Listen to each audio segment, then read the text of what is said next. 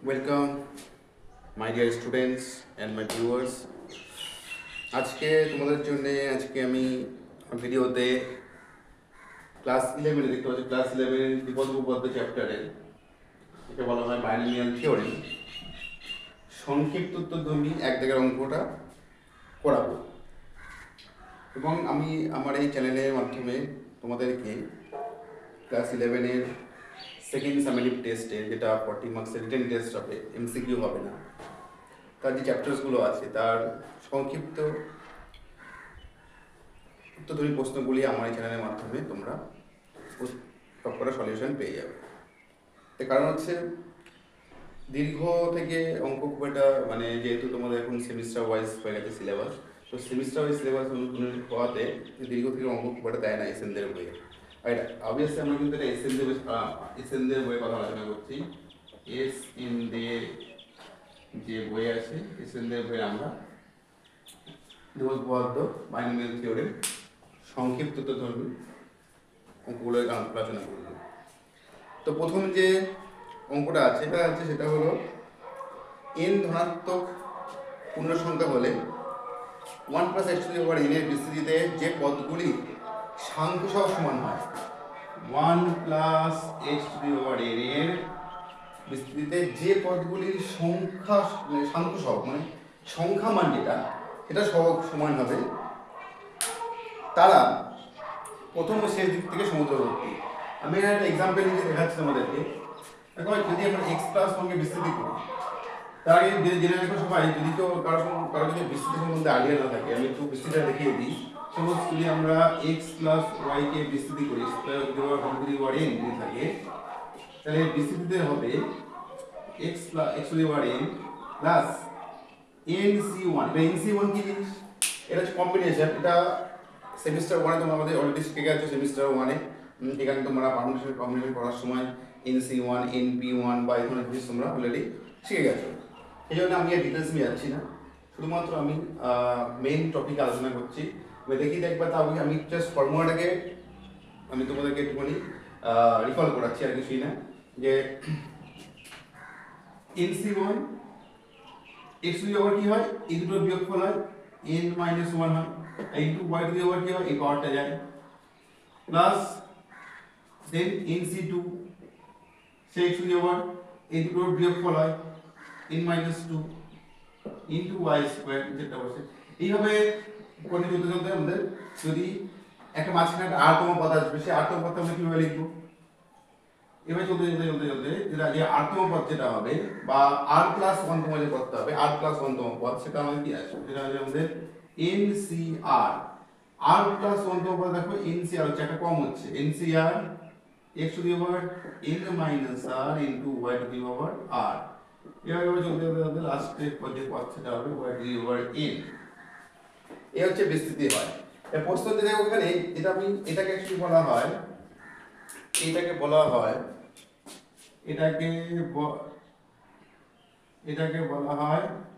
r তম পদ বলা এটাকে ঠিক আছে এগুলো r তম পদ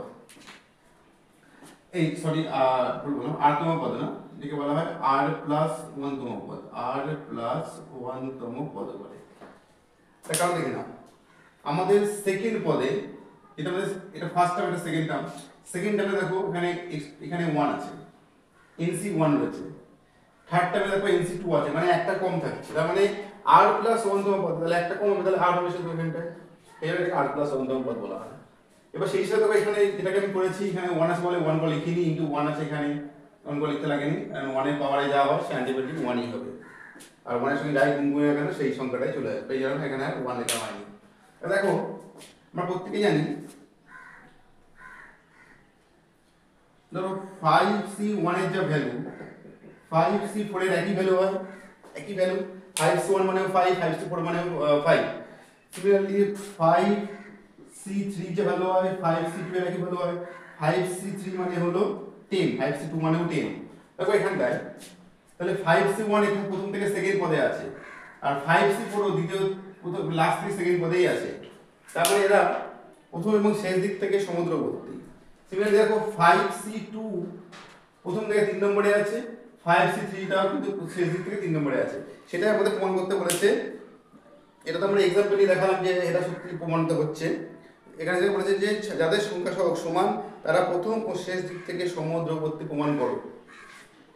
এটা আমরা দেখাতে হবে। এখন দেখো তাহলে এই যদি আমি এক্সপেনশন নিই তাহলে কি হবে,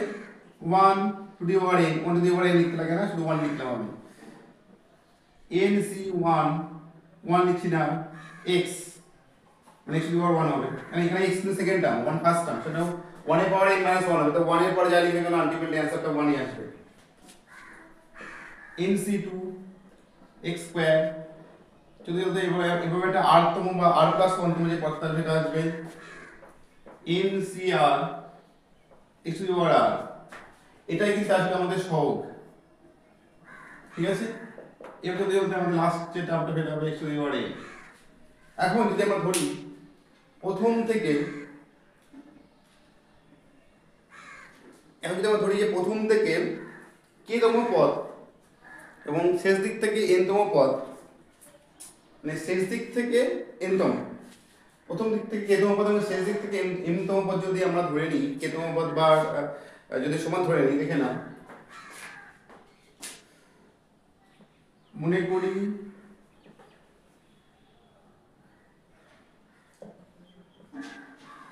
প্রথম থেকে k তম, এটা p ধরে করি, pq ধরে করি, p তম পদ ও শেষ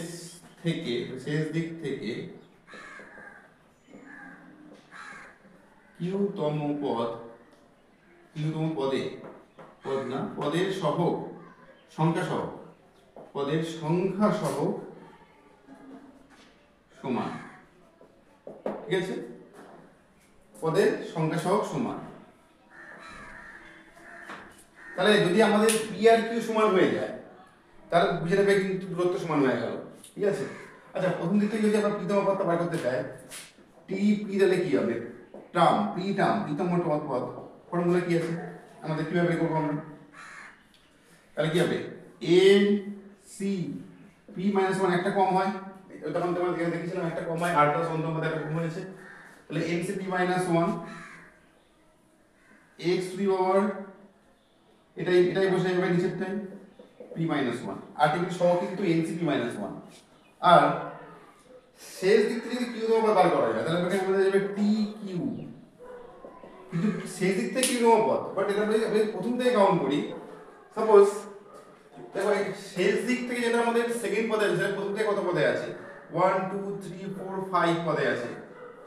তার মানে টোটাল 6টা পদ আছে। তাহলে 6টা পদ থেকে আলটিমেটলি কিন্তু আমাদের একটা পদ কম হচ্ছে, তাহলে 1 2 3 4 5 6, টোটাল 6 টার্মস আছে। যদি আমরা শেষ দিক থেকে সেকেন্ড টার্মটা নিই সেটা ফার্স্ট দিক থেকে পড়ছে 1 2 3 4 1 2 3 4 5, 5 নম্বর পদ পড়ছে প্রথম দিক থেকে। তাহলে যেটা শেষ দিক থেকে 2 নম্বর পদ সেটা প্রথম থেকে 5 নম্বর পদ, তাহলে টোটাল কত আছে 6টা। তাহলে 6 থেকে আমরা 1 কমালেই কিন্তু চলে আসছে শেষ পদটা, তাই না, মানে অ্যাকচুয়ালি তো আমরা দেখো তাহলে আমরা এটাকে যদি দেখো 6টা থেকে 2 কমিয়ে 1 যোগ করলে আলটিমেটলি দেখো সেটাই চলে আসছে, মানে এটা আমরা তো এটা প্রথম দিক থেকে দুটো, মানে সেকেন্ড পদ থেকে সেকেন্ড পদ থেকে লিখলাম, কিন্তু টোটাল পদ থেকে লিখলাম, টোটাল পদ থেকে। তাহলে এই অনুসারে আমরা লিখতে পারি এটা মানে হলো ultimately n c, total n টা পদ আছে, n থেকে আমাদের q খানা পদ কমবে প্লাস 1, nc q প্লাস 1 এটা হবে নিশ্চয়ই, এবং ইনটু h এর মধ্যে আসবে n - q প্লাস 1, কারণ এটাই x এর পারে বলে যেহেতু x আমাদের সেকেন্ড টার্ম। তো এইটা হচ্ছে আমাদের সহগ, মানে সংখ্যা সহগ, এটা হচ্ছে সংখ্যা সহগ। এইবারে এগুলোকে আমরা ইকুয়াল করব। তো অ্যাকর্ডিং টু কোশ্চেন আমরা যদি লিখি তাহলে ncp - 1 সমান কোন হবে nc n - q প্লাস 1। এবার এখান থেকে আমাদের ক্যালকুলেশন করে দেখাতে হবে p = q দেখাতে হবে। যদি আমরা p = q প্রমাণ করতে পারি শুধু আমাদের এই অঙ্কটা প্রমাণিত হবে, মানে যেটা দিয়েছে কোশ্চেন সেটা প্রমাণিত হবে। তাহলে এবার আমি চলে আসি, ওখানে আমরা কম্বিনেশন ল লাগিয়ে দেবো এখানে আমরা ইজিলি। দেখো এখানে যেহেতু দেখতে পাচ্ছি আমরা দুটো ইকুয়াল, ডেফিনেটলি, এবং যেহেতু উপরে দুটো সেম আছে, তার মানে এই দুটো যোগফল ডেফিনেটলি n হতে হবে। এটা হচ্ছে কম্বিনেশনের চ্যাপ্টারে তোমরা শিখেছিলে, যদি আমাদের NCA সমান NCB হয় তাহলে অবভিয়াসলি A প্লাস B সমান সমান n হতে হবে। অবভিয়াসলি A প্লাস B সমান সমান n হতে হবে। তো এই কারণে সেই ফর্মুলা অনুসারে আমরা লিখতে পারি এইটা প্লাস এটা equals to n, p minus 1 plus n minus q plus 1 সমান সমান n। এখান থেকে n কেটে গেল, প্লাস আর মাইনাস 1 কেটে গেল, তাহলে p minus q equals to 0, then p equals to q। তার মানে আমরা কি দেখলাম যে p সমান সমান q। সুতরাং প্রমাণিত হলো যে যাদের সংখ্যা সহগ সমান দ্বারা প্রথম এবং শেষ দিক থেকে সমদূরবর্তী। এটা তোমরা লাস্টে লিখে দেবে, বই যেটা লেখা আছে কোশ্চেনে লিখে দেবে লাস্টে। এই ছিল প্রথম অঙ্কটা, এবং আমি নেক্সট ভিডিওতে দুদাগের অঙ্কগুলো সলভ করবো তোমাদের জন্য। এটা প্রথম অঙ্কটা করলাম আমি, তোমরা ভালো করে দেখে নেবে, প্র্যাকটিস করে নেবে। এটা ভালো অঙ্ক, পরীক্ষা আসতে পারে, ঠিক আছে? কারণ এখন তোমাদের যে মার্কস ডিভিশন আছে সেটা হচ্ছে 2 নম্বর আর 3 নম্বর আর 4 নম্বর, এরকম মার্কস ডিভিশনে কোশ্চেন আসবে। তো বেসিক্যালি এটা তোমার 3 নম্বরে কোশ্চেন আসবে এটা। ওকে, তো আজকের জন্য এইটুকুই, বাই।